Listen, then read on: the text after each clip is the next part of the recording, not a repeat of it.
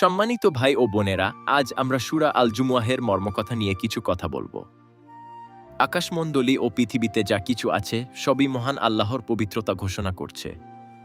তিনি পরাক্রমশালী ও প্রজ্ঞাময়।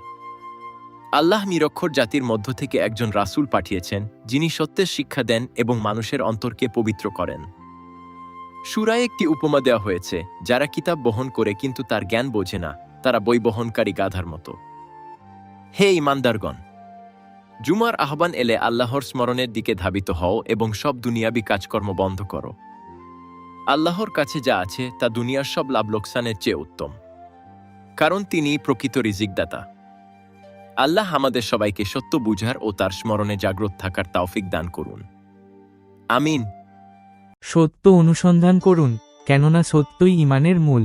সত্যের সন্ধান, পাণ্ডুঘর, বাঙ্গরা বাজার থানা, মুরাদনগর, কুমিল্লা, বাংলাদেশ।